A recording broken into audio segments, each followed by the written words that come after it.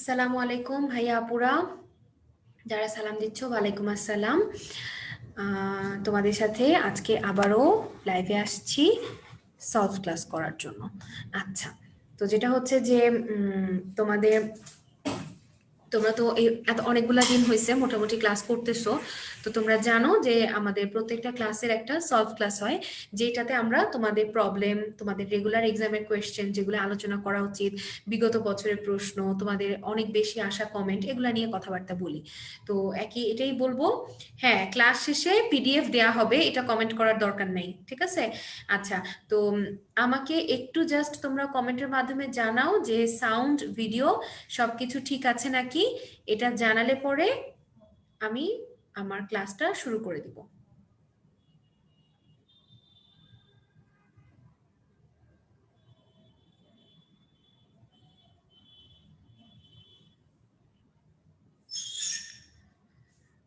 আচ্ছা, ক্লিয়ার আছে না? ওকে, কমেন্ট আসছে অল ক্লিয়ার, তাহলে আমি কথা শুরু করি। আচ্ছা, তো যেটা হচ্ছে যে আমাদের সলভ ক্লাসের জন্য আমি যে জিনিসটা তোমাদের নিয়ে আসছি সেটা হচ্ছে যে তোমাদের যে রেগুলার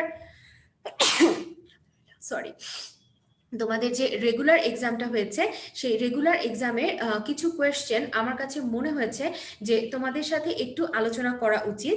তো ওই রেগুলার এক্সামের কোয়েশ্চেনগুলো আমি তোমাদের সাথে একটু ডিসকাস করব, এবং সেই সাথে তোমাদের তো অনেকগুলা গ্রুপ আছে মেডিকেল অ্যাডমিশন টেস্টে, যারা কোচিং করছে তাদের অনেকগুলা গ্রুপ আছে আমাদের।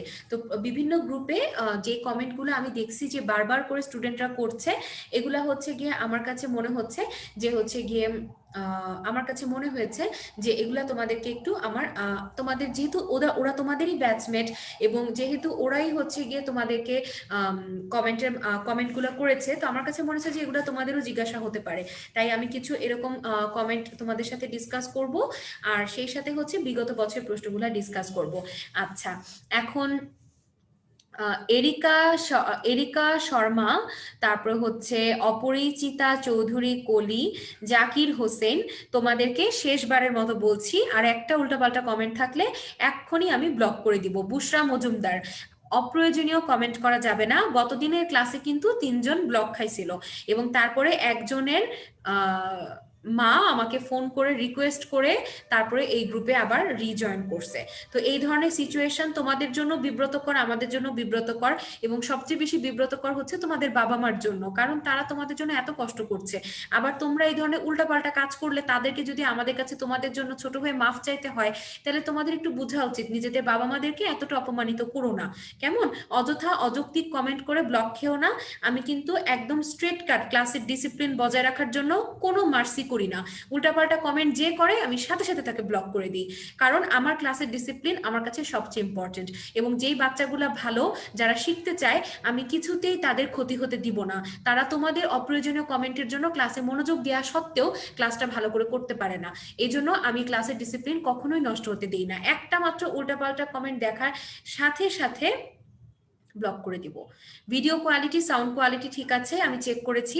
যদি কারোর কোনো অসুবিধা থেকে থাকে, ইন দ্যাট কেস একটু ভিডিওটা থেকে বের হয়ে যাও, নেট কানেকশন চেক করে রিফ্রেশ দিয়ে আবার নতুন করে ভিডিওটাতে এন্টার করো, দেখবা ক্লিয়ার পাবা।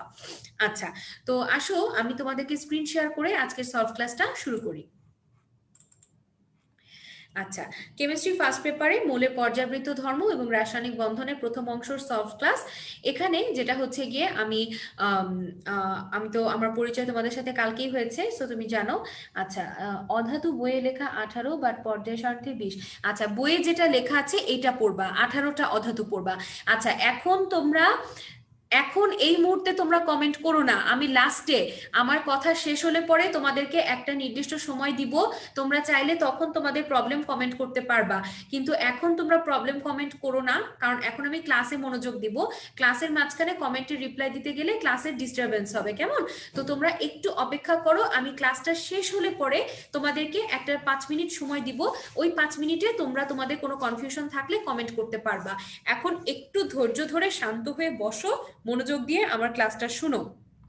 যেহেতু তোমাদের এতগুলা গ্রুপে আমি অলরেডি ক্লাস নিচ্ছি এবং এত বছর ধরে আমি মেডিকোতে কেমিস্ট্রি ক্লাস নিচ্ছি, সো এতটুকু ভরসা তোমাদের রাখা উচিত যে আপু জানে কোন জায়গাগুলোতে আমাদের প্রবলেম হবে। তো আমি সেই জায়গাগুলো আস্তে আস্তে স্টেপ বাই স্টেপ আলোচনা করব। এই জন্য একটু ধৈর্য ধরতে হবে, একটু চুপ থেকে মনোযোগ দিয়ে ক্লাসটা শুনতে হবে। ক্লাসটা শেষ হলে আমি সময় দিব, তখন তোমরা কমেন্ট করতে পারবা। এখন যদি কেউ কমেন্ট করো আমি কিন্তু রিপ্লাই দিব না এবং পরে ওই কমেন্টটা আনসিন থেকে যাবে। আচ্ছা, তাহলে আসো শুরু করি। আজকের ক্লাসে কি কি থাকবে? আজকের ক্লাসে রেগুলার এক্সামের কোয়েশ্চেনের প্রবলেমগুলো থাকবে, সেই সাথে তোমাদের বিভিন্ন গ্রুপে তোমাদের ব্যাচমেটদের এবং তোমাদের করা কমন প্রবলেম কমেন্টগুলো থাকবে এবং সেই সাথে বিগত বছরের কিছু প্রশ্ন থাকবে। প্রথমেই আমরা রেগুলার এক্সামের যে প্রশ্নগুলো আমার কাছে মনে হয়েছে তোমাদেরকে সলভ করে দেওয়া উচিত সেগুলো নিয়ে কথা বলছি। আচ্ছা, প্রথমেই দেখো 1 নাম্বার প্রশ্ন, আয়নীকরণ শক্তির জন্য কোনটি সত্য নয়? আচ্ছা, এখানে দেখো বলেছে যে 1 নম্বরে বোরন বেরিলিয়ামের চেয়ে কম, 2 নম্বরে বলেছে লিথিয়াম বেরিলিয়ামের চেয়ে কম, 3 নম্বরে বলেছে কার্বন নাইট্রোজেনের চেয়ে কম, আর 4 নম্বরে বলেছে অক্সিজেন নাইট্রোজেনের চেয়ে বেশি। আচ্ছা, তো এখানে যেটা হচ্ছে যে 1 এবং 4 এই দুইটা অপশন একদম হুবহু তোমাদের বই থেকে ডিরেক্ট তুলে দেয়া লাইন। এই যে দেখো, এই লাইনটা গতদিন ক্লাসেও তোমাদেরকে দেখাইছি, দাগানো বইয়ের যে পিডিএফ সেখানেও তোমাদেরকে দাগাই দেওয়া হয়েছে এবং এইখানেও কিন্তু তোমাদেরকে এটা মার্ক করে দেওয়া হয়েছে। কেমন? তো এই যে এই লাইনটা থেকে ডিরেক্ট তুলে দেওয়া প্রশ্ন যে বোরনের আয়নীকরণ শক্তি বেরিলিয়াম অপেক্ষা কম, তার কারণ হচ্ছে আমরা জানি যে বোরন আর বেরিলিয়ামের ভেতরে একটা ব্যতিক্রমধর্মী ঘটনা ঘটে।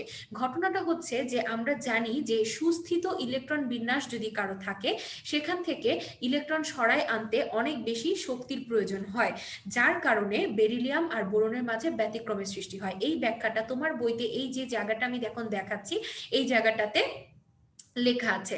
সো তোমরা এখানে এটা জাস্ট হচ্ছে পিডিএফটা ডাউনলোড করবা বা তোমাদের দাগানো বইটা ডাউনলোড করে এটা পড়ে ফেলবা। আর দেখো অক্সিজেন নাইট্রোজেনের চেয়ে বেশি, এটা কিন্তু ভুল। কেন ভুল? কারণ হচ্ছে দেখো এখানে লেখা আছে যে অক্সিজেন আর নাইট্রোজেনের বেলায় একটা ব্যতিক্রম ঘটনা ঘটে, যে নাইট্রোজেনেরটা অক্সিজেনের চেয়ে কম হয়, সুতরাং অক্সিজেনেরটা নাইট্রোজেনের চেয়ে কম হয়, সুতরাং এই স্টেটমেন্টটা এখানে ভুল। ঠিক আছে? আচ্ছা, তো আমি মোটামুটি দেখলাম যে ডি ভুল, এ ঠিক আছে, কিন্তু বি আর সি সম্পর্কে আমি এখনো জানি না। বি আর সি আমাকে ক্লিয়ার করতে হবে। তাহলে আসো বি আর সি ক্লিয়ার করি। আমি গতদিন যখন তোমাদেরকে পড়াইছি তখন বারবার করে তোমাদেরকে একটা কথা শিখাই দিছি যে পর্যায়বৃত্ত ধর্ম মনে রাখার সহজ নিয়ম হচ্ছে বাম থেকে ডানে গেলে এই 3টা কমে আর বাদবাকি সমস্ত কিছু বাড়ে। এখন দেখো পর্যায় সারণীতে বাম থেকে ডানে গেলে আমরা দেখতে পাচ্ছি যে আয়নীকরণ শক্তিটা বাড়ছে। এখন আমরা এটা জানি যে পর্যায় সারণীতে আমরা যত বাম থেকে ডানে যাচ্ছি ততই 1 2 3 4 5 6 7 8 করে 18 পর্যন্ত গ্রুপ নাম্বারটা বাড়ে। সুতরাং যার গ্রুপ নাম্বারটা বেশি সে ডানে অবস্থান করবে, সুতরাং যার গ্রুপ নাম্বার বেশি সে ডানে অবস্থান করবে, সুতরাং তার আয়নীকরণ শক্তি বেশি হবে। তাহলে লিথিয়াম আর বেরিলিয়ামের মাঝে লিথিয়াম হচ্ছে গ্রুপ 1 আর বেরিলিয়াম হচ্ছে গ্রুপ 2, সুতরাং এখানে বেরিলিয়াম যেহেতু ডানে সুতরাং ঠিক আছে, বেরিলিয়ামের আয়নীকরণ শক্তি লিথিয়ামের চেয়ে বেশি, দ্যাটস এটা ট্রু। আচ্ছা, তারপরে দেখো কার্বন আর নাইট্রোজেন, কার্বন হচ্ছে তোমার গ্রুপ 6 আর নাইট্রোজেন হচ্ছে তোমার গ্রুপ 7, যেহেতু নাইট্রোজেন ডানে আছে সুতরাং নাইট্রোজেনেরটা কার্বনের চেয়ে বেশি হবে, সুতরাং এটাও সত্যি। তাহলে আমরা কি দেখতে পাচ্ছি? আমরা দেখতে পাচ্ছি যে এখানে অপশন এ ঠিক আছে, অপশন বি ঠিক আছে, অপশন সি ঠিক আছে, একমাত্র অপশন ডিটা ভুল। সুতরাং এখানে সত্য নয় বা ভুল যদি আমাকে বলে তাহলে অ্যান্সার হবে ডি। কেমন? আচ্ছা,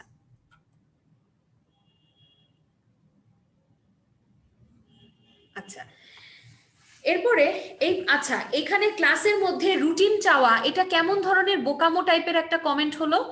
আব্দুল্লাহ আল, ক্লাসের মধ্যে কেন তুমি রুটিনের কমেন্ট চাচ্ছ? এটা ক্লাস হচ্ছে না? তোমার বোঝা উচিত না যে এখানে রুটিন চাওয়ার কথা না? রুটিন চাওয়ার জন্য অন্য পোস্ট আছে, সেখানে কমেন্ট করতে হবে, এখানে শুধুমাত্র ক্লাস রিলেটেড কথা হবে। আচ্ছা, এখানে বলা হচ্ছে যে নিচের কোন মৌলটার প্রথম আয়নীকরণ বিভব সবচেয়ে বেশি। আচ্ছা, এটা হচ্ছে যে দেখো, আমি তোমাদেরকে বলছিলাম যে যখন তোমাকে চারটা মৌল দিবে এবং চারটা যখন আলাদা আলাদা গ্রুপ হবে, তখন তোমরা কি করবা, গ্রুপ কাউন্ট করবা। গ্রুপ কাউন্ট করে তোমরা দেখবা যে কে সবচেয়ে কার গ্রুপ নাম্বারটা সবচেয়ে বেশি, মানে কে সবচেয়ে ডানে বসে আছে। যে সবচেয়ে ডানে বসে আছে তার তোমার হচ্ছে গিয়ে পর্যায়বৃত্ত ধর্ম, আয়নীকরণ শক্তি, ইলেকট্রন আসক্তি এগুলো বেশি হবে, আর পরমাণুর আকার কম হবে। আর যখন তোমাকে একই গ্রুপের চারটা মৌল দিবে, তখন তোমাকে উপর থেকে নিচে চিন্তা করতে হবে। তাহলে দেখো এখানে কি বলছে যে কার আয়নীকরণ শক্তি বেশি। এখন দেখো তো ভাইয়াপুরা, ছোট ভাইয়া আপুরা দেখো, একই পর্যায়ে বাম থেকে ডানে গেলে কি হচ্ছে, আয়নীকরণ শক্তি বাড়ছে। আর আমরা কি জানি, একই গ্রুপে উপর থেকে নিচে গেলে বিপরীত ঘটনা ঘটবে। তার মানে একই গ্রুপে উপর থেকে নিচে গেলে আয়নীকরণ শক্তিটা কমবে। তাহলে এখন দেখো এখানে আমাকে একই গ্রুপের চারটা দিছে, সোডিয়াম, পটাশিয়াম, রুবিডিয়াম, লিথিয়াম, চারজনই একই গ্রুপ। তাহলে আয়নীকরণ বিভব সবচেয়ে বেশি কার জানতে চাইছে। একই গ্রুপে উপর থেকে নিচে গেলে আয়নীকরণ শক্তি কি হয়, কমে। তাহলে যেটা সবচেয়ে উপরে আছে সেটার আয়নীকরণ শক্তি হবে সবচেয়ে বেশি, আর যেটা সবচেয়ে নিচে আছে সেটার আয়নীকরণ শক্তি হবে সবচেয়ে কম। আমার কাছে চাইছে কোনটার আয়নীকরণ শক্তি সবচেয়ে বেশি, তাহলে আমি দেখব কোনটা সবচেয়ে উপরে বসা। এখানে লিথিয়াম সবচেয়ে উপরে বসা, সুতরাং এখানে অ্যান্সার হবে ডি। কেমন? এইটা আমি তোমাদেরকে গতদিন ক্লাসেও বললাম, আবার আজকেও বলে দিলাম। আমি আশা করব যে এটা নিয়ে তোমাদের আর কখনোই সমস্যা হবে না। কেমন? আচ্ছা,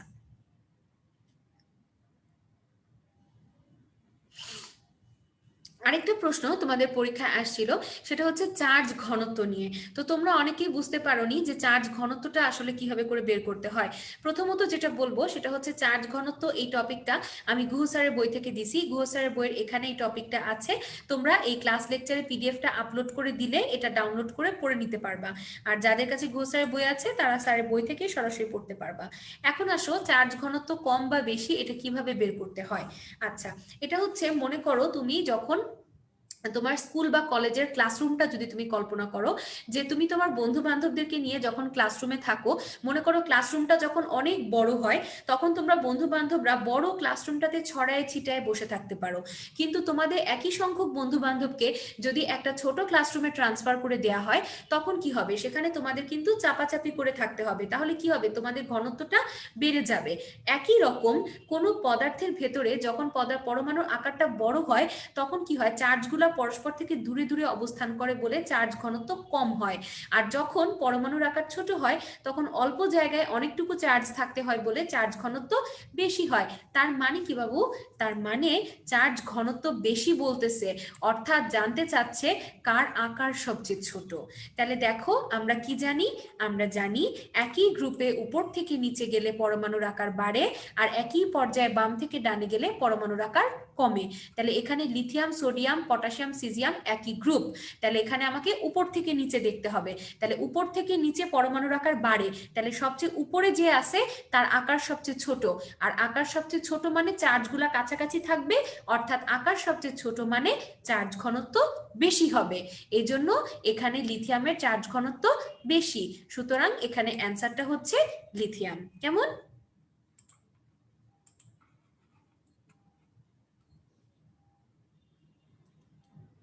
আচ্ছা, আরেকটা প্রশ্ন ছিল যে নিচের কোনটা ইলেকট্রন আসক্তির ক্ষেত্রে অসামঞ্জস্যপূর্ণ, মানে তোমার কাছে জানতে চাচ্ছে যে কোনটা আসলে ভুল। ঠিক আছে, তো এটাও কিন্তু ওরকম একইভাবে আমরা করব। এই যে এই বক্সটার কথা কালকে বারবার করে বলছি না, যে এই বক্সটাই তোমার পুরা পর্যায় সারণী চ্যাপ্টারের যত রকমের প্রশ্ন আছে সব কিছুতে কাজে লাগবে।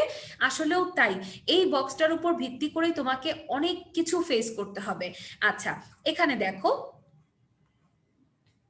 এখানে আমরা দেখতে পাচ্ছি যে একটা ফসফরাস আর সালফার, এদের মাঝে আমরা কি জানি যে বাম থেকে ডানে গেলে ইলেকট্রন আসক্তি কি হয়, বাড়ে। সুতরাং ফসফরাস আর সালফারের মাঝে যেহেতু সালফার ডানে, সুতরাং সালফারের ইলেকট্রন আসক্তিটা বেশি হবে। সুতরাং এখানে আমার অপশন সিটা ঠিক আছে। এখন আসো এই অংশটা আমি তোমাদেরকে গতকালকে ক্লাস লেকচারে দেখাইছিলাম এবং বলছিলাম যে তোমাদের যাদের নতুন বই তাদের বইতে এটা আছে, আর যাদের পুরাতন বই তারা একটু কষ্ট করে পিডিএফ দেখে পড়বা। তো এখানে কিন্তু ফ্লোরিন আর ক্লোরিনের ব্যতিক্রমের যে কথাটা, যে আকারের জন্য চার্জ ঘনত্ব রিলেটেড একটা ঝামেলার কারণে যে ফ্লোরিন আর ক্লোরিনের ব্যতিক্রম হয়, সেটা কিন্তু উল্লেখ করে দেওয়া আছে। প্লাস এখানে একদম ডিরেক্ট লাইন লিখে দেওয়া আছে নিচে যে নাইট্রোজেনের ইলেকট্রন আসক্তি কার্বন নাইট্রোজেন দুজনের চেয়েই কম হয়। তো যেহেতু কম হয়, সুতরাং তাহলে আমরা দেখতে পাচ্ছি যে এখানে তোমার দেখতে পাচ্ছি যে এখানে আমার পি ঠিক আছে, এ ঠিক আছে, বিও ঠিক আছে, একমাত্র এখানে ভুল স্টেটমেন্ট হচ্ছে ডি। ঠিক আছে, সুতরাং অ্যান্সার ডি। আচ্ছা, নিচের কোনটার ইলেকট্রন আসক্তির মান শূন্য? নিচের কোনটার ইলেকট্রন আসক্তির মান শূন্য, এই প্রশ্নটা তোমরা অনেকেই বুঝো নাই যে এটা কোথা থেকে করা হয়েছে। ইলেকট্রন আসক্তির মান শূন্য এই প্রশ্নটা আমি গুহ স্যারের বই থেকে করছি, এবং গুহ স্যারের বইয়ে কোন জায়গা থেকে করছি সেই জায়গাটা আমি তোমাকে এখানে এই যে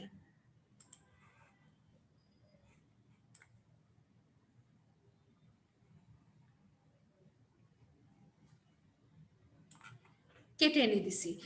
এই অংশটা একটু পিডিএফটা ডাউনলোড করে পড়ে ফেলবা। দেখো এখানে বলা আছে মৃৎক্ষার ধাতু, নোবেল গ্যাস, তারপর আরো কিছু মৌলের কথা বলা আছে যে এদের ইলেকট্রন আসক্তির মান শূন্য হয়। এটা থেকে কিন্তু মাঝে মাঝে পরীক্ষায় প্রশ্ন আসে, এটা একটু তোমরা পড়ে নিবা।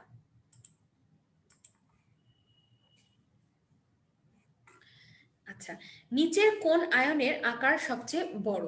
আচ্ছা, এখানে যেটা হচ্ছে সেটা হচ্ছে যে দেখো গতদিন আমি তোমাদেরকে এই প্রশ্নটা ক্লাসে করে দেখাইছিলাম। ক্লাসে আমি তোমাদেরকে দেখাইছিলাম যে হচ্ছে ওই প্রশ্নটা ছিল যে কার আকার সবচেয়ে ছোট, আর এখন আমরা দেখব কার আকার সবচেয়ে বড়। আমি তোমাদেরকে বলছিলাম যে যখন তোমাদেরকে চারটা মৌল দিবে তখন তোমরা গ্রুপ কাউন্ট করবা, যদি একই গ্রুপের হয় তাহলে উপর থেকে নিচে দেখবা, আর যদি তোমাকে আয়ন দেয় তাহলে গ্রুপ আর উপর থেকে নিচে দিয়ে হবে না, তখন আমাকে ইলেকট্রন আর প্রোটন সংখ্যার পার্থক্য দেখতে হবে। আচ্ছা, তো আমি তোমাদেরকে বলছিলাম যে যাকে যত কম ইলেকট্রন দেওয়া হবে তার আকার তত ছোট হবে, অর্থাৎ ধনাত্মক চার্জ যত বেশি হবে, যার থেকে আমি যত কেড়ে নিব তার আকার তত ছোট হবে। আর ঋণাত্মক চার্জের বেলায় যাকে যত অতিরিক্ত আমি বসাই দিব, কি বলে, ইলেকট্রন জোর করে করে বসাবো, সে তত বিরক্ত হয়ে আকারটা বড় করে ফেলবে। তাহলে এখানে দেখো ফ্লোরিন, অক্সিজেন আর নাইট্রোজেনের মাঝে একমাত্র সোডিয়ামটা হচ্ছে ক্যাটায়ন, সো ওর এখানে সবচেয়ে বড় হওয়ার কোনো প্রশ্নই নাই। সুতরাং এখানে এটা আগেই বাদ, বাকি থাকলো তিনটা। এখন আমি দেখব এই তিনটার মাঝে অতিরিক্ত খাবার কাকে সবচেয়ে বেশি দেওয়া হয়েছে। ওকে একটা, ওকে দুইটা, ওকে তিনটা বেশি দেওয়া হয়েছে। সুতরাং এখানে আমার এই একটা, দুইটা, তিনটা বেশি দেওয়া হয়েছে, সুতরাং এখানে আমার নাইট্রোজেনটা সবচেয়ে বেশি বিরক্ত হবে, সুতরাং নাইট্রোজেন আকারটা সবচেয়ে বেশি প্রসারিত করবে। ঠিক আছে, তাহলে এখানে অ্যান্সারটা হচ্ছে তোমার নাইট্রোজেন। এই যে এইমাত্র আমি যে ব্যাখ্যাটা বললাম যে এই যে ধনাত্মক আর ঋণাত্মক আয়নের যে ব্যাপারটা, এই ব্যাখ্যাটা এইটা হচ্ছে তোমার এই নতুন বই 297 আর 298 পাতায় আছে। একটু তোমাদেরকে এটা, যাদের পুরাতন বই তারা একটু এটা ডাউনলোড করে পড়বা। আচ্ছা, লিগ্যান্ডের যেই বিষয়টা, এটা হচ্ছে আমাদের এই চ্যাপ্টারে পার্ট 2 অংশে ডিটেইল আছে, আর আজকে যতটুকু আছে সেটা আমি তোমাদের গতদিনের ক্লাসে বলেছি, ওইটা তোমরা গতদিনের ক্লাসে ভিডিওটা দেখলে পেয়ে যাবা। আর বাকি লিগ্যান্ড নিয়ে কথা তোমাদের এই চ্যাপ্টারের যে কম্পেনিয়ন বুকটা দেয়া আছে, সেই কম্পেনিয়ন বুকটাতে তুমি দেখবা যে কিছু লিগ্যান্ডের এক্সাম্পল দেয়া আছে, সেগুলো পড়ে ফেলবা, তাইলেই মোটামুটি তোমার লিগ্যান্ড কমপ্লিট হয়ে যাবে। এখানে ক্লাসে ওরকম করে লিগ্যান্ড বলার মতো কিছু আসলে নাই। আর আরেকজন যেটা বলতেছো যে অক্সিজেন নাইট্রোজেনের চেয়ে কম, সেটা হচ্ছে আয়নীকরণ শক্তি, কিন্তু ইলেকট্রন আসক্তি অক্সিজেনেরটা নাইট্রোজেনের চেয়ে বেশি।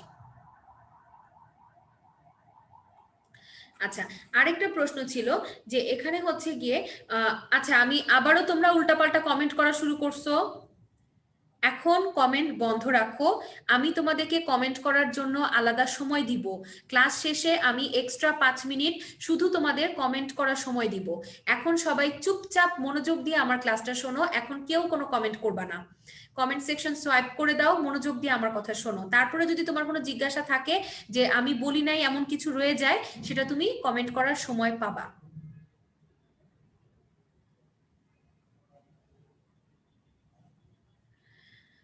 আচ্ছা, এখন যারা প্রশ্ন করতেছো তাদের প্রশ্নের উত্তর আমি দিব না, কারণ আমার ক্লাসে ডিস্টারবেন্স হচ্ছে, আমি অনেকবার বলেছি, তোমরা শুনছো না।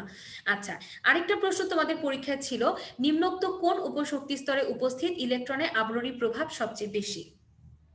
আচ্ছা, এই প্রশ্নটা তোমরা অনেকে আমাকে জিজ্ঞাসা করছো যে আপু, আবরণী প্রভাব বা আচ্ছাদন প্রভাব জিনিসটা কি? আচ্ছা, আমি তোমাকে একটু ব্যাপারটা বাংলা ভাষায় বলি। হ্যাঁ, বাংলা ভাষায় বলি যে তোমার যারা আপন ভাই বোন, তাদের প্রতি তোমার যে মমতা কাজ করে, যারা তোমার দূরের ভাই বোন, দূরের কাজিন, তাদের প্রতি কিন্তু তোমার অতটা আকর্ষণ কাজ করে না। ঠিক তেমনি নিউক্লিয়াসের ক্ষেত্রেও এই ঘটনাটা প্রযোজ্য। নিউক্লিয়াসের কাছাকাছি যে ইলেকট্রনগুলা থাকে, তাদের প্রতি নিউক্লিয়াসের যে আকর্ষণ কাজ করে, যত দূরে যেতে থাকে সর্ববস্তু শক্তি স্তরের সাথে নিউক্লিয়াসের দূরত্ব যত বাড়তে থাকে, তত তার প্রতি নিউক্লিয়াসের আকর্ষণ কমতে থাকে। কেন জানো?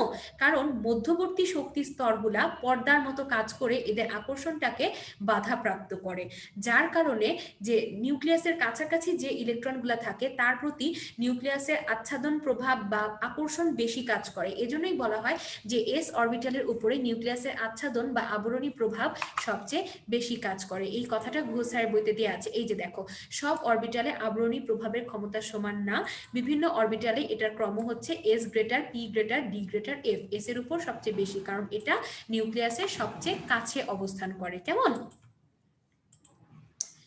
এগুলো আমি ক্লাস লেকচার আপলোড করে দিব, এটা একটু পড়ে নিতে হবে।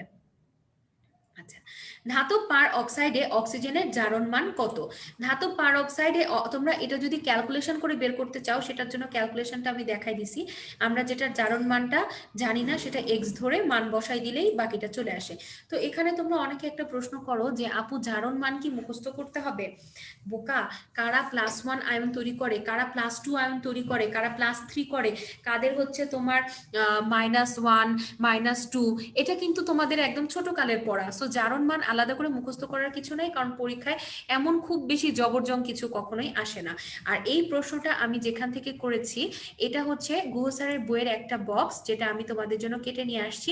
এই বক্সটা একটু তোমাদেরকে পড়ে ফেলতে হবে। দেখো, এখানে লেখা আছে যে অক্সিজেনের স্বাভাবিক জারণ মান হচ্ছে -2, কিন্তু মনো অক্সাইড যৌগে হয়ে যায় +2, আর ধাতব পার অক্সাইড, হাইড্রোজেন পার অক্সাইড, এগুলার বেলাতে হয়ে যায় হচ্ছে তোমার -1, আর সুপার অক্সাইডের বেলায় হয়ে যায় -1/2।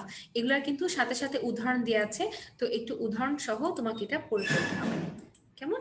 আচ্ছা, এখন চলে আসো, কোনটা ডায়াম্যাগনেটিক, এরকম একটা প্রশ্ন ছিল। আমি কিন্তু তোমাদেরকে গত ক্লাসে ছন্দ শিখাই দিছিলাম যে কবি কপালে ম্যাঙ্গো, তিনি ফিরে ফিরে আমার ক্রাশ ভাইয়া, মনে আছে? তো ওই ছন্দ দিয়ে কিন্তু আমরা জানি যে বি, সি আর ডি এই তিনটাই প্যারাম্যাগনেটিক। একমাত্র বাকি আছে সোডিয়াম। সোডিয়ামটা কি? সোডিয়ামটা হচ্ছে এস ব্লকের ক্যাটায়ন। এখন আমরা এস ব্লকের যে বৈশিষ্ট্য পড়ছিলাম, সেখানে আমরা এই কথাটা পড়ছিলাম যে এস ব্লকের ক্যাটায়ন সমূহ কেমন হয়? ডায়াম্যাগনেটিক হয়। সুতরাং এখানে অ্যান্সার হচ্ছে সোডিয়াম। কেমন? আচ্ছা, এই যে জারণ মানের একটা প্রশ্ন, এটা তোমাদের অনেক বন্ধু বান্ধবরা কমেন্ট করে জানতে চাইছে যে কিভাবে জারণ মান বের করতে হয়। আচ্ছা, তো এটা হচ্ছে যে জারণ মান বের করার যে নিয়মটা, এটা হচ্ছে কি আসলে একদমই তোমাদের বেসিক জিনিস, হয়তো অনেকে অনেকদিন প্র্যাকটিস নাই তাই ভুলে গেছো। আমি একটু দেখাই দিচ্ছি, এবং তোমাদের জ্ঞাতার্থে বলছি যে তোমাদের পরীক্ষায় এই মুহূর্তে স্ক্রিনে যেই যৌগটা দেখতে পাচ্ছ, এই মুহূর্তে স্ক্রিনে যেই যৌগটা দেখতে পাচ্ছ, তোমাদের পরীক্ষায় এর চেয়ে কঠিন করে কোনো যৌগ আসা পসিবল না। সর্বোচ্চ কঠিন আমি আজ পর্যন্ত যেগুলা দেখছি, তার মধ্যে এইটাই হচ্ছে তোমার সবচেয়ে কঠিন। তো এটা যদি তুমি আজকে সলভ করা শিখে নাও, তাহলে আলটিমেটলি তোমার আর অন্য কোনো যৌগে কোনো প্রবলেম হবে না। দেখো, ক্রোমিয়ামেরটা বের করতে বলছে, এটাকে আমি এক্স ধরছি এবং বাকিগুলার মান বসাই দিব। হাইড্রোজেন +1, এখানে 4 দুগুণে 8, অক্সিজেন -2, 4 দুগুণে -8, ক্লোরিন হচ্ছে -2 আর ব্রোমিন হচ্ছে -1, তাহলে আমার রেজাল্ট আসতেছে x = +3। কেমন? তো তোমরা এইভাবে হচ্ছে গিয়ে এটা করবা। আচ্ছা, শনিবের সংখ্যার একটা প্রশ্ন তোমাদের ছিল যে এই শনিবের সংখ্যাটা তোমরা অনেকেই বুঝো নাই যে কেমনে করতে হবে বা খুঁজে পাও নাই। এটা হচ্ছে আমরা জটিল যৌগ বা লিগ্যান্ডের যে সংজ্ঞাটা পড়ছিলাম, সেটা নিচেই ছিল শনিবের সংখ্যা। তো আসো আগে দেখি শনিবের সংখ্যা জিনিসটা কি। আচ্ছা, শনিবের সংখ্যাটা হচ্ছে এই যে লিগ্যান্ড নিঃসঙ্গ ইলেকট্রন দান করে, কত জোড়া নিঃসঙ্গ ইলেকট্রন দান করছে তার সংখ্যাই হচ্ছে সন্নিবেশ সংখ্যা। এখন দেখো এখানে লিগ্যান্ড কে, আমি তো লিগ্যান্ড গুলা চিনি তাই না, আমি তো লিগ্যান্ডের উদাহরণ মুখস্থ করে ফেলতেছি কম্পেনিয়ন বুক থেকে আর হাজারি স্যারের বই থেকে, তাহলে আমি লিগ্যান্ড চিনি। এখন এখানে লিগ্যান্ড কি আছে, সায়ানাইড আয়ন আছে, কয়টা আছে দেখো, 6টা আছে। তাহলে যেই কয়টা লিগ্যান্ড আছে ওই কয় জোড়া ইলেকট্রন দিচ্ছে, তাহলে এখানে সন্নিবেশ সংখ্যা কত হবে, 6। আচ্ছা, এটা আমি তোমাদের বইয়ের এখান থেকে দিছিলাম, কেমন। আর যেটা হচ্ছে যে তোমরা জানো যে বইয়ের বাইরে কখনো পরীক্ষায় আসে না, তো বইতে যেই উদাহরণগুলো আছে এগুলা যদি তুমি একবার দেখে নাও, আলটিমেটলি তোমার পরীক্ষায় আনকমন আর কোনো যৌগ পাওয়ার কোনো সম্ভাবনা নাই। তো গুহ স্যারের বইতে আরো কিছু সন্নিবেশ সংখ্যার উদাহরণ আছে যেগুলো আমি পেপার কাট করে ছবি তুলে নিয়ে আসছি, তো তোমরা এটা হচ্ছে গিয়ে একটু সুন্দর করে ডাউনলোড করে পড়ে ফেলবা। এই যে এখানে জারণ সংখ্যা 1, সন্নিবেশ সংখ্যা 2, এখানে 4, এখানে 6, ঠিক আছে। এই উদাহরণগুলো যদি তুমি একটু দেখে নাও তাহলে মোটামুটি তোমার সিলেবাসের অন্তর্ভুক্ত যৌগগুলা কভার হয়ে যাবে, তোমার পরীক্ষায় বিপদে পড়তে হবে না। আচ্ছা, যোজ্যতার একটা প্রশ্ন ছিল যে হাইড্রোজেন সালফাইড যৌগে সালফারের যোজ্যতা কত, এই প্রশ্নটা আমি তোমাদের হাজারি স্যারের বইয়ের এই বক্সটা থেকে দিছিলাম। এই বক্সটা যারা দাগানো বইটা ডাউনলোড করছো তারা জানো যে এই জায়গাটা দাগানো ছিল, এই বক্সটার মানগুলা পড়তে হবে। আচ্ছা, এবার আসো এই প্রশ্নটা। এই প্রশ্নটা তোমরা অনেকে খুঁজে পাও নাই, এটা কিন্তু আমি কম্পেনিয়ন বুক থেকে দিছি, এটা কম্পেনিয়ন বুকে আছে, আবার হচ্ছে তোমার এটা হচ্ছে তোমার ইতেও আছে, কি বলার নাম, হাজার। এখন যারা প্রশ্ন করছো তাদের প্রশ্নের উত্তর আমি দিব না, আমি কিন্তু বলছি যে ক্লাস শেষে প্রশ্ন করার সুযোগ আমি দিব, সো এখন কমেন্ট করে অযথা ক্লাসে ডিস্টারবেন্স ক্রিয়েট করবা না। আচ্ছা, এখন যোজ্যতা সম্পর্ক যেই তথ্যটা দেখতে পাচ্ছ, এই তথ্যটাতে দেখো এখানে লেখা আছে যে হাইড্রোজেন ভিত্তিক যোজ্যতা আর অক্সিজেন ভিত্তিক যোজ্যতার যোগফল 8, তারপরে আছে এখানে ক্লোরিন ভিত্তিক যোজ্যতা এবং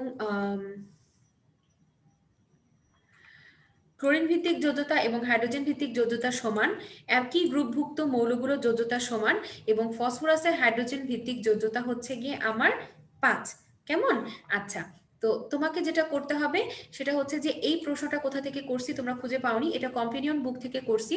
আর যদি তোমরা গুহ স্যারের বই এটা কোথায় আছে দেখতে চাও তাহলে আমি দেখাই দিচ্ছি, গুহ স্যারের বইতে টপিক নাম্বার 3.3.7 থেকে আমি এটা নিয়ে আসছি, কেমন। এইটার ভেতরে দেখো এখানে লেখা আছে, আর এই যে এখানে একটা বক্স আছে, এই বক্সের মানগুলাই আমি তোমাদের কম্পেনিয়ন বুকে দিছি, তোমরা কম্পেনিয়ন বুকটা পড়লেই এটা পেয়ে যাবা। এবং সেই সাথে এখানে দেখো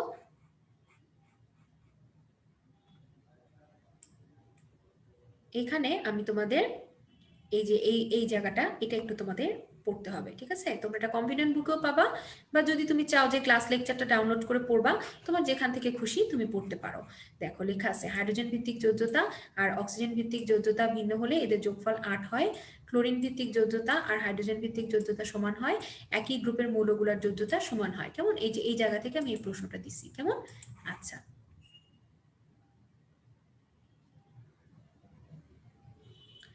আচ্ছা, নিচের কোনটার গলনাঙ্ক স্ফুটনাঙ্ক বেশি, নিচের কোনটার গলনাঙ্ক স্ফুটনাঙ্ক বেশি, এই প্রশ্নটা দেখে তোমরা অনেকে কমেন্টে আমার কাছে জানতে চাইছো যে আপু তাহলে কি আমাদেরকে গলনাঙ্ক স্ফুটনাঙ্ক পড়তে হবে, না।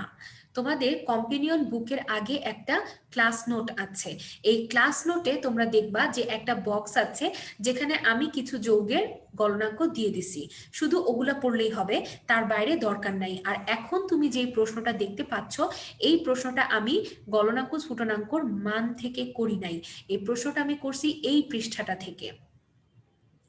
তোমরা যারা গতদিনের ক্লাসে দাগানো বইয়ের পিডিএফটা ডাউনলোড করছো তারা জানো যে আমি এই পাতা থেকে বোল্ড লাইনগুলো পড়তে বলছিলাম, এই বোল্ড লাইন থেকেই আমি এই প্রশ্নটা করছি। দেখো এই যে সিলিকন অনেক বৃহদাকার অণু তৈরি করে বলে এটা ভাঙতে প্রচুর শক্তির প্রয়োজন হয়, তাই এদের গলনাঙ্ক বেশি হয়, কিন্তু ফসফরাস, সালফার, ক্লোরিন এরা দুর্বল ভ্যান্ডারবলস বল দ্বারা আকৃষ্ট থাকায় এদেরকে সহজেই ভেঙে ফেলা যায় বলে এদের গলনাঙ্ক স্ফুটনাঙ্কটা কম হয়, কেমন।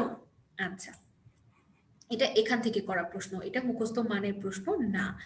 আচ্ছা, এবার অক্সো অ্যাসিড সমূহের তীব্রতা, এইটা নিয়ে তোমাদের একটা প্রশ্ন ছিল যে এই প্রশ্নটা কিভাবে করে করতে হবে। তো এটা কিন্তু গতদিন ক্লাসে আমি তোমাদেরকে শিখাই দিছিলাম যে একটা পর্যায় সারণীতে বাম থেকে ডানে গেলে অধাতব ধর্ম বাড়ে, সরি হ্যাঁ ধাতব ধর্ম কমে আর অধাতব ধর্মটা বাড়ে।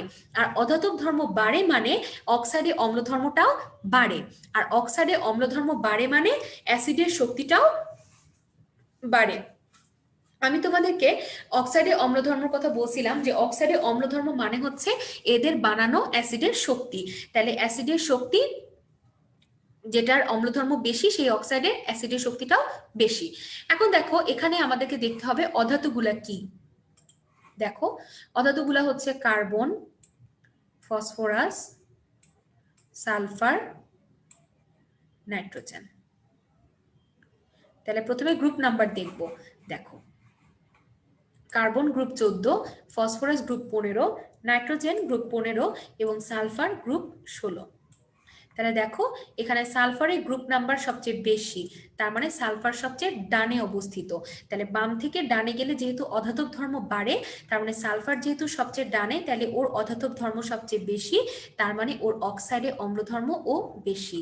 আর অক্সাইডে অম্লধর্ম বেশি মানে ওর বানানো অ্যাসিডের শক্তিটাও বেশি। সুতরাং এখানে সবচেয়ে তীব্র হচ্ছে সালফিউরিক অ্যাসিড। আচ্ছা, এখন তোমার পরীক্ষায় যদি এখানে ফসফরিক অ্যাসিড আর ফসফরাস অ্যাসিড আর নাইট্রাস অ্যাসিডের মধ্যে যদি তোমাকে কম্পেয়ার করতে বলে তাহলে তুমি কি করবা। এখানে ফসফরাস আর নাইট্রোজেন দুজন একই গ্রুপ, গ্রুপ 15 সদস্য। আমরা জানি একই পর্যায়ে বাম থেকে ডানে গেলে অধাতব ধর্ম বাড়ে, আর একই গ্রুপে উপর থেকে নিচে গেলে অধাতব ধর্ম কমে। তাহলে ফসফরাস আর নাইট্রোজেনের মাঝে যেহেতু নাইট্রোজেন নিচে, তাহলে উপর থেকে নিচে গেলে অধাতব ধর্ম কমবে। তাহলে ফসফরাসটা হবে কম শক্তিশালী, নাইট্রিক অ্যাসিডটা হবে বেশি শক্তিশালী। কেমন? তাহলে অক্সাইডের প্রশ্নগুলো তোমাকে এভাবে অ্যান্সার করতে হবে, ঠিক আছে? আচ্ছা,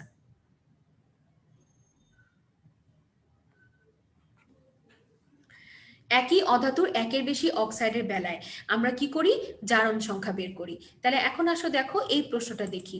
এই প্রশ্নটাতে আছে ফসফরিক অ্যাসিড, ফসফরাস অ্যাসিড, আর এখানে আছে সালফিউরাস অ্যাসিড, সালফিউরিক অ্যাসিড। এখন দেখো এখানে কি আছে, ফসফরাস আর সালফার। ফসফরাস আর সালফারের মাঝে পর্যায় সারণীতে সালফার ডানে অবস্থিত, সুতরাং সালফারের চেয়ে বেশি শক্তিশালী হওয়ার কোনো রকমের সম্ভাবনা ফসফরাসের নাই। সুতরাং আগেই এই দুটা বাদ। এখন দেখব এই দুইটার ভেতরে সালফিউরাস অ্যাসিডে আমরা দেখতে পাচ্ছি সালফারের জারণ সংখ্যা +4 আর সালফিউরিক অ্যাসিডে দেখতে পাচ্ছি +6। আমরা কি জানি যে জারণ সংখ্যা সমানুপাতিক অক্সাইডে অম্লধর্ম, সুতরাং জারণ সংখ্যা যার বেশি সেই অক্সাইডে অম্লধর্ম বেশি, আর অক্সাইডে অম্লধর্ম বেশি মানে অ্যাসিডের শক্তিটাও বেশি। সুতরাং এখানে সবচেয়ে শক্তিশালী হবে সালফিউরিক অ্যাসিড। কেমন? তাহলে এই গেল অক্সাইড। এবার আসি তোমাদের বিভিন্ন কমেন্ট। তোমাদের বিভিন্ন কমেন্টের মধ্যে তোমরা জারণ ক্ষমতা আর বিজারণ ক্ষমতা নিয়ে অনেক কনফিউজড। অত্যন্ত দুর্ভাগ্যজনক বিষয় যে এত বড় হয়ে গিয়েও তোমরা জারণ ক্ষমতা আর বিজারণ ক্ষমতার কনসেপশনটা এখনো বুঝো নাই। দুইটা কি জিনিস এটাই তোমরা জানো না। আচ্ছা যাই হোক, মানুষ নাই জানতে পারে, শেখার বয়সের কোনো শেষ নাই। আজকে বলতেছি, আজকে সারা জীবনের মতো শিখে নাও। জারণ মানে হচ্ছে ইলেকট্রন ছাড়ন, ইলেকট্রন ছেড়ে দেয়া। আমি তোমাদেরকে কি শিখাইছিলাম, বি মানে জারণ, জারিত, বিজারক। তাহলে বিজারকের কি হবে, জারণ হবে। তাহলে কি লিখছিলাম, যে যার জারণ হয় সে নিজে জারিত হয় কিন্তু কাজ করে বিজারক হিসেবে। ঠিক এর বিপরীত ঘটনাটা ঘটবে জারকের বেলায়। কেমন? এখন আসো তোমাদের প্রশ্নের উত্তর দেই। তোমাদের সবার কমন প্রশ্ন, বিজারণ ক্ষমতা কি আর জারণ ক্ষমতা কি? খুব খুব খুব মনোযোগ দিয়ে আমার কথা শোনো। আজকে বলতেছি একদম সারা জীবনের জন্য, মেডিকেল ভর্তি পরীক্ষা যতদিন দিতেছো ততদিনের জন্য এটা মাথায় একদম ফিক্সড করে ঢুকায় নাও। বিজারণ ক্ষমতা মানে হচ্ছে বিজারক হিসেবে তার ক্ষমতা, আর জারণ ক্ষমতা মানে হচ্ছে জারক হিসেবে তার ক্ষমতা। কেমন? বিজারণ ক্ষমতা মানে বিজারক হিসেবে তার ক্ষমতা, আর জারণ ক্ষমতা মানে জারক হিসেবে তার ক্ষমতা। এখন দেখো তো এখানে কি লিখছি, বি মানে বিজারকের কি হয়, জারণ হয়, মানে বিজারক কি করে, ইলেকট্রন ছেড়ে দেয়। আর জারক কি করে, জারকের বিজারণ হয়, মানে জারক ইলেকট্রন গ্রহণ করে। তার মানে বিজারণ ক্ষমতা মানে ইলেকট্রন ছাড়ার ক্ষমতা, আর জারণ ক্ষমতা মানে ইলেকট্রন নেয়ার ক্ষমতা। বুঝতে পারছো? বিজারণ ক্ষমতা মানে ইলেকট্রন ছাড়ার ক্ষমতা, আর জারণ ক্ষমতা মানে ইলেকট্রন নেয়ার ক্ষমতা। তাহলে আমরা কি জানি, পর্যায় সারণীতে বাম থেকে ডানে গেলে ধাতু থেকে অধাতুর দিকে যাওয়া লাগে। তার মানে ইলেকট্রন ছাড়ার প্রবণতা কমে, ইলেকট্রন নেয়ার প্রবণতা বাড়ে। তার মানে বিজারণ ক্ষমতা কমে, জারণ ক্ষমতা বাড়ে। কেমন? ঠিক আছে? তার মানে বিজারণ ক্ষমতা কমে, জারণ ক্ষমতা বাড়ে। আমি আশা করি এটা নিয়ে তোমাদের আর কনফিউশন হবে না।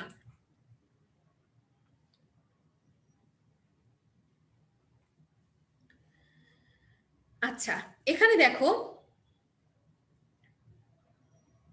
আসমাউল হুসনা আখি, আমি ভুল বলি নাই, আমি ঠিক বলছি, তুমি ভুল বুঝছো।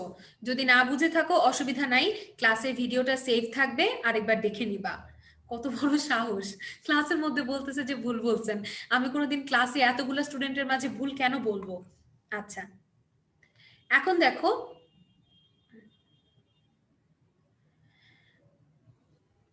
আরেকবার বলা পসিবল না, কারণ অনেকগুলো টপিক নিয়ে কথা বলতে হবে। যদি কেউ স্কিপ করে থাকো, ক্লাসের ভিডিওটা সেভ থাকবে, অন্তত পক্ষে 48 ঘন্টা অবশ্যই থাকবে। সো তোমরা চাইলে পরে এই অংশটা আবার দেখে নিতে পারবা। প্লাস আমি এই পিডিএফটাও আপলোড করে দিব, এটাও তোমরা ডাউনলোড করে দেখতে পারবা।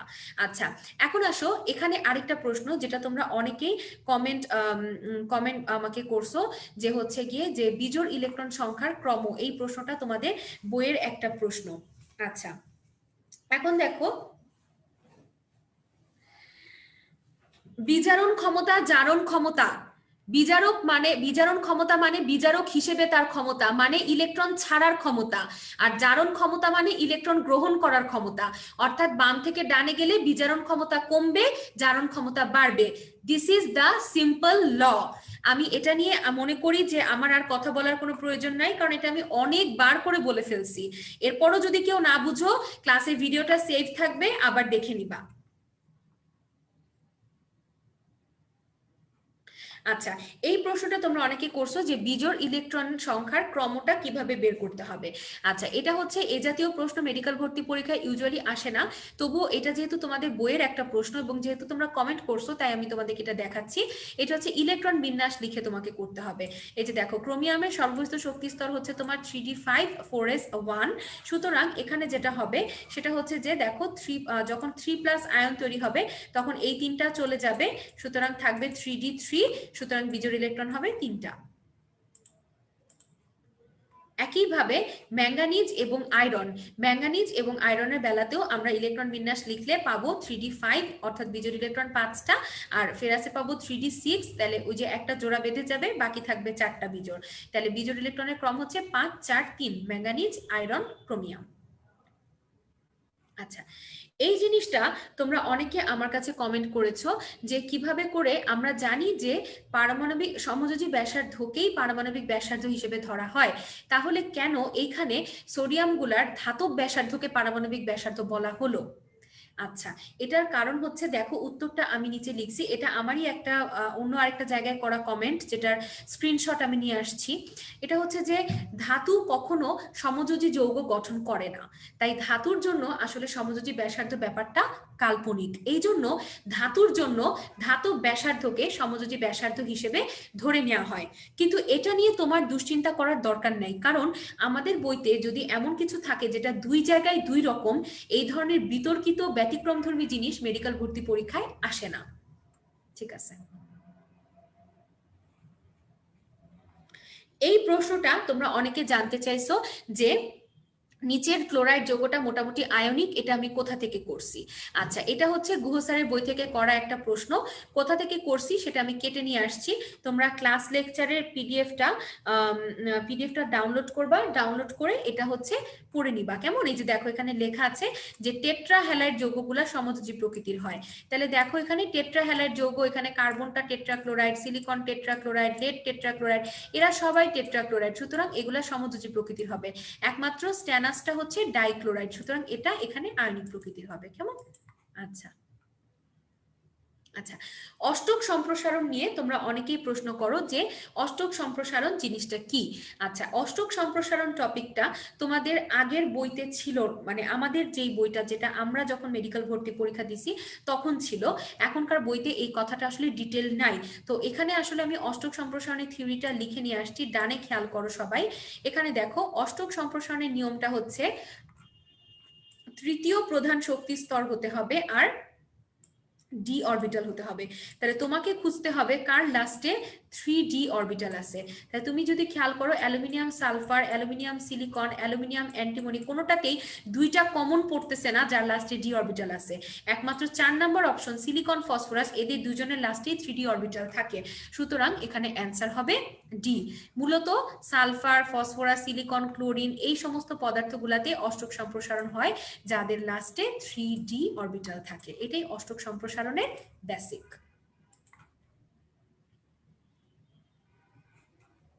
তোমরা আমি বলা সত্ত্বেও এফ ব্লকের সাথে অন্ত অবস্থান্তরটা মিলাই ফেলছো। আমি কিন্তু রিপিটেডলি তোমাদেরকে একটা কথা বলছি, এই যে এইটা, যে তোমরা গুহ স্যারের বই থেকে অন্ত অবস্থান্তর পড়বা, এবং সেখানে যদি তুমি ভালো করে খেয়াল করো তাহলে তোমরা দেখবা যে স্যার কিন্তু একটা বারের জন্য বলেন নাই এফ ব্লক মৌলের সাথে অন্ত অবস্থান্তর মৌলের কোনো সম্পর্ক আছে। উনি খুব পরিষ্কার ভাষায় বলছেন যে অন্ত অবস্থান্তর মৌল হচ্ছে ল্যান্থানাইড এবং অ্যাক্টিনাইড সিরিজ। সো তোমার এটা পেঁচানোর দরকার নাই, তুমি হাজারি স্যারের বই থেকে পড়বা এফ ব্লক 27টা, ঘোষ স্যারের বই থেকে পড়বা অন্ত অবস্থান্তর 28টা, শেষ। এই যে এটা, ঠিক আছে? আচ্ছা, অনেকে এইটা জিজ্ঞাসা করছো যে এইটা কি। এটা তোমাকে আমি ক্লাসে গতদিন বলে দিছিলাম যে জটিল আয়নগুলার চৌম্বক ধর্ম মুখস্থ করতে হবে, জটিল আয়নগুলার চৌম্বক ধর্ম মুখস্থ করতে হবে। আর তোমরা অনেকে বলছো যে আমরা যে ছন্দগুলা শিখছি, যে ফেনিকো, কাজিনের স্কার্ট, কবি কপালে ম্যাঙ্গো, এগুলো হচ্ছে তোমার আয়নের চৌম্বক ধর্ম। আর এখানে তুমি যে আয়ন বা মৌলের চৌম্বক ধর্ম, আর এখানে যেগুলো দেখতেছো এগুলো হচ্ছে এদের যৌগের চৌম্বক ধর্ম, দুটো আলাদা জিনিস, এটা আলাদা করে মুখস্থ করতে হবে। এখন আসি বিগত বছরের কিছু প্রশ্ন নিয়ে কথা বলছি। আচ্ছা, 2012 সালে মেডিকেল ভর্তি পরীক্ষায় একটা প্রশ্ন আসছিল যে পর্যায় সারণীর মূল ভিত্তি কি, এবং সেখানে ইলেকট্রন বিন্যাস, পারমাণবিক সংখ্যা দুটাই দেয়া ছিল। তো এখানে তোমাকে যেটা করতে হবে যে এরকম ডাবল অ্যান্সারের প্রশ্ন এখন আর আসে না, তো এটা নিয়ে তোমরা চিন্তা করো না। তোমাদের হয় ইলেকট্রন বিন্যাস অথবা পারমাণবিক সংখ্যা, দুটার যে কোনো একটাই থাকবে। আচ্ছা, এই প্রশ্নটা ডেন্টাল ভর্তি পরীক্ষায় 2000 সালে আসছিল। তো এই প্রশ্নটা দেখে তোমরা অনেকে কনফিউজড হয়ে গেছো। এটা হচ্ছে আমাদের পুরাতন সিলেবাসের প্রশ্ন, মানে অনেক আগের যে বই যেগুলো আপুরা পড়তাম ওই বইগুলাতে এই টপিকগুলো ছিল। তো পুরাতন সিলেবাসের যে প্রশ্ন সেগুলা নিয়ে আমি তোমাদেরকে যেটা বলবো, খুব খুব খুব খেয়াল করে আমার কথা শোনো। পুরাতন বই থেকে যে প্রশ্নগুলো আসে সেটা নিয়ে আমি যে কথাটা বলবো সেটা হচ্ছে যে পুরাতন সিলেবাসের প্রশ্নগুলা আমাদের পরীক্ষায় এখন আর নতুন করে আসার কোনো সম্ভাবনা নাই। কেন নাই? কারণ এই টপিকটা আমাদের বইতে নাই। সো এখান থেকে নতুন করে বানায় প্রশ্ন দেওয়ার কোনো সুযোগ নাই। এখান থেকে যেটা হতে পারে সেটা হচ্ছে বড়জোর এই প্রশ্নটাই হুবহু সেম তোমাকে তুলে দিতে পারে। তাই তোমার কাজ হচ্ছে পুরাতন সিলেবাসের প্রশ্নগুলা তুমি জাস্ট একটু মেমোরাইজ করে নিবা, কারণ এগুলা আসলে হুবহু রিপিটেড আসবে, একদম অপশন শুদ্ধ সেম। আর এখান থেকে নতুন করে প্রশ্ন আসার কোনো সুযোগ নাই, কারণ এই টপিকগুলো এখন আর বইয়ে নাই। আচ্ছা, এটা একটা প্রশ্ন ছিল পুরাতন সিলেবাসে। এটা হচ্ছে 2017 সালে মেডিকেল ভর্তি পরীক্ষায় আসছিল যে নিচের কোনটি অধিক শক্তিশালী ক্ষার। এখানে সোডিয়াম হাইড্রোক্সাইড অ্যান্সারটা ভুল, এটা হবে না। কেন হবে না আমি তোমাদেরকে দেখাচ্ছি। দেখো, মৌলের পর্যায়বৃত্ত ধর্ম মনে রাখার সহজ নিয়ম শিখাইছিলাম যে একই পর্যায়ে বাম থেকে ডানে গেলে ধাতব ধর্ম কমে, আর একই গ্রুপে উপর থেকে নিচে গেলে ধাতব ধর্মটা হচ্ছে তোমার বাড়ে। তাহলে দেখো এখানে সোডিয়াম, পটাশিয়াম, ক্যালসিয়াম আর nitrogen, sodium potassium group 1, calcium group 2 আর নাইট্রোজেন হচ্ছে গ্রুপ 15। তাহলে এখানে ক্যালসিয়াম আর নাইট্রোজেনের ক্ষার আগেই বাদ, কারণ বাম থেকে ডানে গেলে কমে, এদেরটা কমই হবে। তো সোডিয়াম আর পটাশিয়াম দুজনে গ্রুপ 1, তো এদের মাঝে যেহেতু একই গ্রুপ, যেহেতু একই গ্রুপ, তাহলে এখন আমাকে উপর থেকে নিচে চিন্তা করতে হবে। আর আমরা জানি উপর থেকে নিচে গেলে ধাতব ধর্ম বাড়ে, সুতরাং এখানে পটাশিয়ামের ধাতব ধর্ম বেশি, সুতরাং পটাশিয়ামের ক্ষারটা হবে বেশি শক্তিশালী। সুতরাং এখানে সোডিয়াম হাইড্রোক্সাইড অ্যান্সার হবে না, অ্যান্সার হবে পটাশিয়াম হাইড্রোক্সাইড। কেমন? একটু আগে একজন আমাকে কমেন্টে বলছিলা যে আমি যেন জারণ ক্ষমতা বিজারণ ক্ষমতা মৌল দিয়ে বুঝাই দেই। তোমাদেরকে ক্লাসের শুরুতে রিকোয়েস্ট করে বললাম যে একটু ধৈর্য ধরো, আমি বলবো। তোমরা তখন ধৈর্য না ধরেই কমেন্ট করা শুরু করে দিছিলা। আমি তো জানি তোমাদের এই প্রবলেমটা হয়েছে, আমি তো দেখাবো, এই অপেক্ষাটা করা উচিত ছিল না? দেখো, মৌল দিয়ে বলে দিচ্ছি কিভাবে জারণ ক্ষমতা বিজারক এগুলো বের করবা। দেখো, এখানে বলছে নিচের কোনটার জারণ ক্ষমতা সবচেয়ে বেশি। দেখো, আমরা কি জানি পর্যায় সারণীতে বাম থেকে ডানে গেলে কি হয়, জারণ ক্ষমতা বাড়ে, আর উপর থেকে যদি নিচে যাই তাহলে জারণ ক্ষমতা কমে। তাহলে এখানে ফ্লোরিন, ক্লোরিন, ব্রোমিন, আয়োডিন চারজনই গ্রুপ 17, একই গ্রুপ। তাহলে আমাকে দেখতে হবে উপর থেকে নিচে। তাহলে উপর থেকে নিচে গেলে জারণ ক্ষমতা কি হয়, কমে। তাহলে সবচেয়ে উপরে যেটা আছে সেটা জারণ ক্ষমতা হবে সবচেয়ে বেশি। তাহলে এখানে ফ্লোরিন আছে সবচেয়ে উপরে, সুতরাং ফ্লোরিনের জারণ ক্ষমতা সবচেয়ে বেশি। তোমরা অনেক সময় একটা ঝামেলা করো, তোমরা ফ্লোরিনের সাথে ক্লোরিনকে মিলায় ফেলো।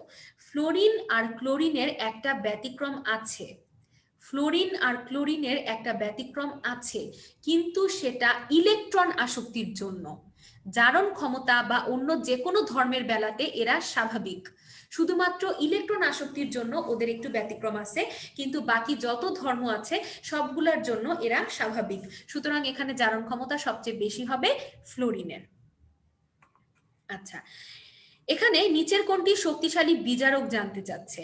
শক্তিশালী বিজারক জানতে চাইলে আমরা দেখব যে বাম থেকে ডানে গেলে বিজারণ ক্ষমতা কমে, সুতরাং যারা সবচেয়ে বামে আছে তাদের বিজারণ ক্ষমতা সবচেয়ে বেশি। তাহলে এখানে অ্যালুমিনিয়াম, জিঙ্ক, আয়রন আর লিথিয়ামের মধ্যে লিথিয়াম হচ্ছে গ্রুপ 1, গ্রুপ 1 থাকে সবচেয়ে বামে, সুতরাং এদের বিজারণ ক্ষমতা সবচেয়ে বেশি, সুতরাং এখানে সবচেয়ে শক্তিশালী বিজারক হবে লিথিয়াম। কেমন? ঠিক আছে। আচ্ছা, এটা একটা প্রশ্ন ছিল যে পর্যায় সারণীতে পি ব্লক মৌলসমূহকে প্রতিরূপী বলা হয়। আচ্ছা, তো এইটা দেখে তোমরা অনেকে জানতে চাইছো যে আপু প্রতিরূপী কি জিনিস। এটা হচ্ছে যে আগের যে বইটা ছিল সেখানে আদর্শ বা প্রতিনিধি না বলে বলা ছিল আদর্শ বা প্রতিরূপী, তো এইটা এখন আর নাই, এখন নতুন বইতে প্রতিনিধি আছে। তো তোমরা প্রতিনিধি শিখবা, এটা তোমাদের লাগবে না। তরল স্ফটিক আর নিচের কোনটি পদার্থের অবস্থার জন্য সঠিক নয়, এই প্রশ্ন দুটাও পুরাতন সিলেবাসের, নতুন করে এখান থেকে কিছু লাগবে না, তোমরা শুধু এই প্রশ্ন দুটা মেমোরাইজ করবা। প্রতিরূপী লাগবে না, বললাম তো প্রতিরূপী লাগবে না, তোমরা আদর্শ আর প্রতিনিধি শিখবা। আচ্ছা, এবার আসো 48 নাম্বার প্রশ্ন, জার্মেনিয়াম। অর্ধধাতু দেখে তোমরা অনেকে জানতে চাইছো যে হোয়াট ইজ অর্ধধাতু। অর্ধধাতু আমাদের পুরাতন সিলেবাসে ছিল, নতুন সিলেবাসে অর্ধধাতু শব্দটা নাই, নতুন সিলেবাস অনুযায়ী আমরা শিখব জার্মেনিয়াম অপধাতু। 39 নাম্বার প্রশ্ন, জার্মেনিয়ামের ধর্ম। এটা হচ্ছে আমাদের পুরাতন সিলেবাসে, এটাও নতুন করে আসার কিছু নাই, এটাও তোমরা জাস্ট একটু মেমোরাইজ করে নিবা। কেমন? এই তো মোটামুটি এটাই ছিল আমার, মানে আমার কাছে যেগুলো মনে হয়েছে যে তোমাদেরকে বলা উচিত সেগুলা। এখন আমি তোমাদেরকে 5 মিনিট সময় দিচ্ছি, এই 5 মিনিটে তোমাদের কারো কোনো জিজ্ঞাসা থাকলে তোমরা কমেন্টে বলতে পারো, আমি তোমাদেরকে উত্তর দিব। অধাতব মৌল আয়নিক যৌগ গঠন করে না উম্মে জান্নাতি। জান্নাতুল ফেরদৌস এশা। বিরল মৃত্তিকা হচ্ছে ল্যান্থানাইড মৌল, এফ ব্লক, গ্রুপ 3। আচ্ছা, এগুলার বাইরে যদি তোমার কোনোটাতে কনফিউশন থাকে তুমি রসায়ন প্রবলেম পোস্টে কমেন্ট করতে পারো, আমি উত্তর দেওয়ার চেষ্টা করব। সলভ ক্লাসের বাইরেও যদি কারো কোনো কমপ্লেন থাকে যে এটা জানতে চাও, সেটা প্রবলেম পোস্টে কমেন্ট করতে পারো, উত্তর দেওয়ার চেষ্টা করব। ভাইয়া 29 নাম্বার, আবির হাসান 29 নাম্বার আমার মুখস্থ নাই। 29 নাম্বার কোন প্রশ্ন আমি মুখস্থ করে বলতে পারছি না, তুমি আমাকে স্পেসিফিক্যালি প্রশ্নটা বলো, আমি উত্তর দেওয়ার চেষ্টা করব। রেগুলার এক্সাম 40, রেগুলার এক্সাম 39, এরকম করে বললে আমি পারবো না বাবু, আমার তো প্রশ্ন মুখস্থ নাই, তোমাকে প্রশ্ন বলতে হবে। আয়রন ভারী ধাতু, এটা হচ্ছে পুরাতন সিলেবাসে ছিল, তোমাদের লাগবে না।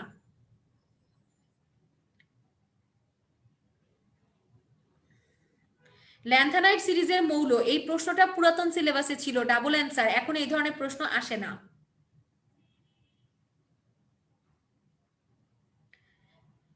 জটিল যৌগর জারণ মান আমি সুন্দর করে বলে দিছি, লেখা আছে, পিডিএফটা আপলোড করব, দেখে নিবা, এটা ভিডিওটাও সেভ থাকবে, দেখতে পারবা।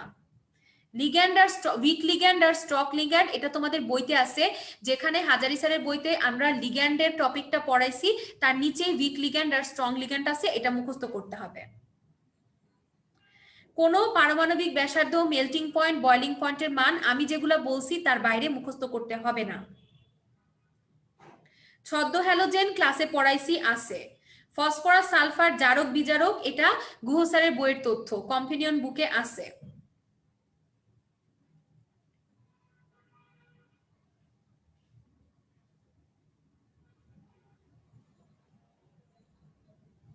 অনুশীলনীর প্রশ্নর যদি কোনোটার অ্যান্সার ভুল দেয়া থাকে, এটা আমাদের চেঞ্জ করার সাধ্য নাই, কারণ যারা প্রশ্ন করে তারা কখনোই বইয়ের অ্যান্সার চেঞ্জ করে না।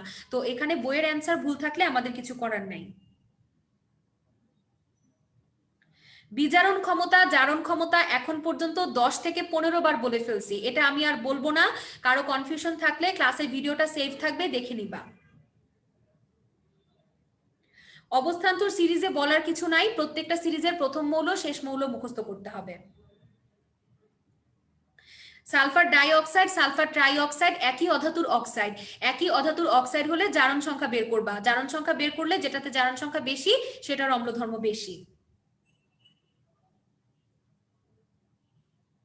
হাইড্রক্সিল ইউনিভার্সাল নির্দেশককে কি বর্ণ দেয় বোঝানোর কিছু নাই, এটা অক্সাইড যেখানে শেষ হয়েছে তার পাশে ব্যবহারিক অংশ আছে, সেখান থেকে মুখস্থ করতে হবে। ফসফরাস সালফার জারক বিজারক কেমনে হয় উভয়, এটা গুহ স্যারের বইয়ের তথ্য, কম্পেনিয়ন বুক থেকে ডিরেক্ট তুলে দেয়া হয়েছে।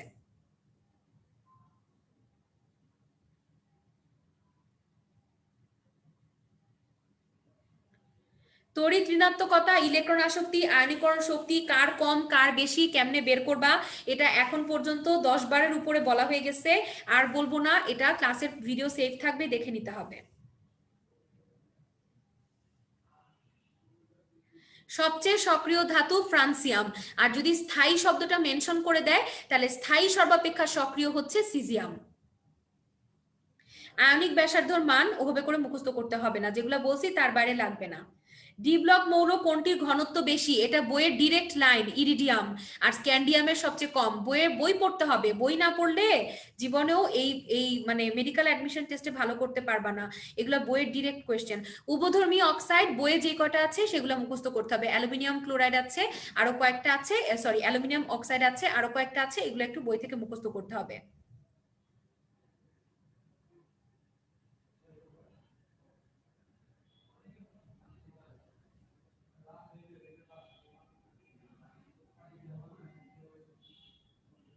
আয়নীকরণ শক্তি বিভব একই।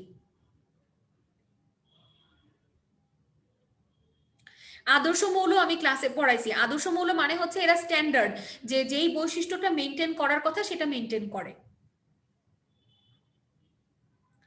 কালার যেগুলো দাগানো আছে তার বাইরে পড়তে হবে না।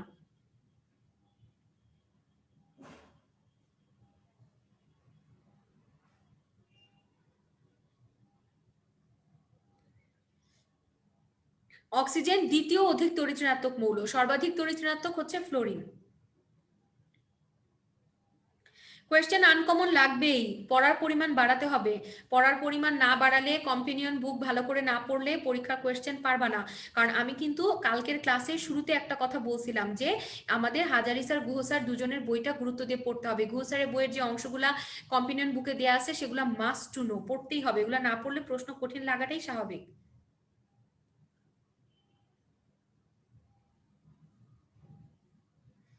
শিল্ডিং প্রভাব, আচ্ছাদন প্রভাব আমি বুঝাইছি আজকের ক্লাসে, একটু আগেই বুঝাইছি, ক্লাসের ভিডিওটা দেখে নিবা। যেই টপিকগুলো আমি দাগাই দিই না সেগুলো পড়তে হবে না, এজন্য দাগাই দিই না।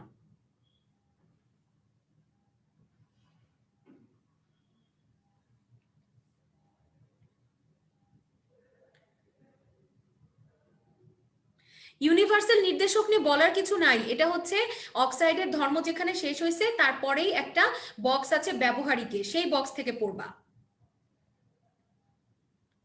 গুহ স্যার, হাজারি স্যার দুজন একটা সমান গুরুত্বপূর্ণ, কোনোটা Hazari sir main, Guha sir second reference. আদর্শ মৌল হচ্ছে হাজারি স্যার অনুযায়ী এসওপি ব্লক, গুহ স্যার অনুযায়ী দ্বিতীয় তৃতীয় পর্যায়, আর 10টা মৌল আছে ক্রিপন, রুবি, রাকা, সিয়াম, ইন্ডিয়া, ফ্রান্স, গ্যালোজে, এই ছন্দ দিয়ে পড়তে হবে। আর কত রে বাবু, ইম্পর্টেন্ট টপিক গুলাই তো বললাম, আবার কি বলবো? গুহ স্যারের বইয়ের পড়াগুলা কম্পেনিয়ন বুক থেকে অবশ্যই মুখস্থ করতে হবে। ঠিক আছে, তাহলে মোটামুটি এগুলাই ছিল। তোমাদের যদি আরো কোনো জিজ্ঞাসা থাকে এখন আর লাইভে কমেন্ট না করে প্রবলেম পোস্টে কমেন্ট করবা, আমি চেষ্টা করব রিপ্লাই করে দেওয়ার। আজকের মতো এখান থেকে আমাদের এতটুকুই থাকলো, আজকের মতো এখানেই বিদায় নিচ্ছি, সবাই ভালো থেকো। আজকের মতো এখানেই শেষ। আচ্ছা, একজন বলতেছো ইলেকট্রন আসক্তির মান 0, এটা ম্যাগনেসিয়াম নাই, এটা আমি গুহ স্যারের বই থেকে দিছি, তুমি সলভ ক্লাসের পিডিএফটা নামাও, তাইলেই পেয়ে যাবা। ঠিক আছে, তাইলে আজকের মতো এখানেই, আল্লাহ হাফেজ, সবাই ভালো থেকো। এরপরে যদি তোমাদের কোনো কমেন্ট থাকে প্রবলেম পোস্টে কমেন্ট করবা, আমি রিপ্লাই দেওয়ার চেষ্টা করব। সবাই ভালো থেকো, আসসালামু আলাইকুম।